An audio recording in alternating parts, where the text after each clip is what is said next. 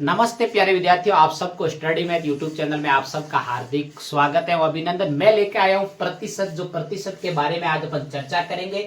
तो पिछले वीडियो के अंदर भी अपन प्रतिशत के काफी प्रश्न बना चुके हैं और आज भी अपन प्रतिशत के बारे में चर्चा करने जा रहे हैं बहुत ही आसान तरीके से। चलिए आइए छोटी सी शुरुआत करते हैं कि एग्जाम्पल आपके सामने कोई भी आ सकता है प्रतिशत के बारे में। आपको यह भी पता होना चाहिए प्रतिशत का मतलब होता है प्रत्येक 100 पर। अपन को प्रत्येक 100 पर चर्चा करेंगे और प्रतिशत अपन को क्या होता है कि ये अगर कोई प्रतिशत लगा हुआ हो और इस प्रतिशत को हटाना हो तो अपन को 100 का क्या देना है, भाग देना है। 100 का क्या देना है, भाग देना है।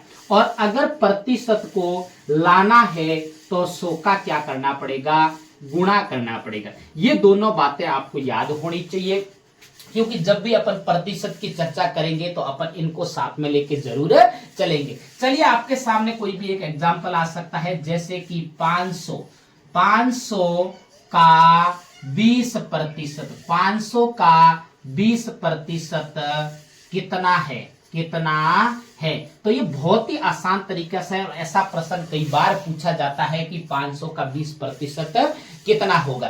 तो जो 500 का 20% कितना होगा तो आपको इसमें एक का शब्द आता है। तो का मतलब क्या होता है ये अपन को पता होना चाहिए कि का मतलब हमेशा गुणा होता है। क्या होता है, गुणा होता है। अब देखिए आपको जब भी ऐसा प्रश्न आपके सामने आता है तो आपको पहले तो जो प्रश्न के अंदर लिखा हुआ जैसे कि 500 तो आपको 500 लिखना है।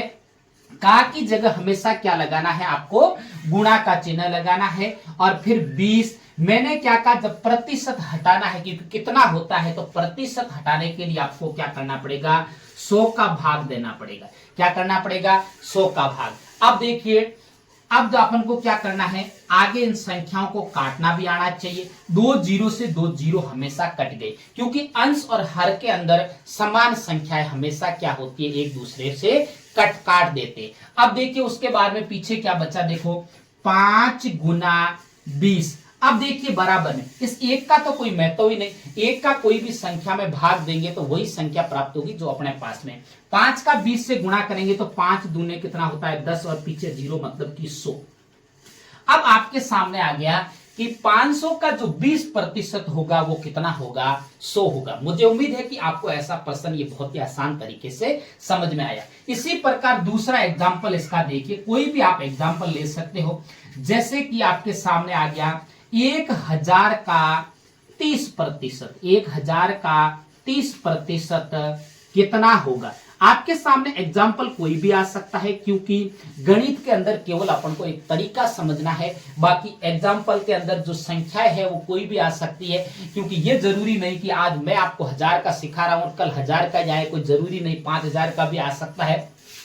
तो अब देखिए इसका मतलब अपन को पहली संख्या तो वही की वही लिखनी है 1000 और उसके बाद में का मतलब क्या होता है, गुणा और 30 और प्रतिशत को यहां से हटाएंगे तो बटे में 100 करना पड़ेगा। क्या करना पड़ेगा, बटे में 100। और 2 जीरो से देखो 2 जीरो समान जो अंक जीरो थे वो दोनों काट दिए। अब जो पीछे क्या बचा देखिए, पीछे आपके सामने बचा 10 गुना 30 बराबर, इसको गुणा करोगे तो 3 और पीछे 0 लगा दो।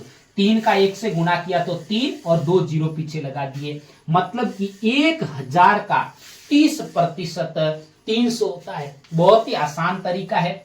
मुझे उम्मीद है कि आपको ये प्रश्न बहुत अच्छे से समझ में आया है। अगर मेरे पढ़ाने का तरीका आपको अच्छा लगे तो मेरे चैनल को सब्सक्राइब करना और आगे अपने प्यारे प्यारे मित्रों को शेयर करते रहना। तब तक मेरे स्टडी मैथ यूट्यूब चैनल पर बने रहे। नमस्ते।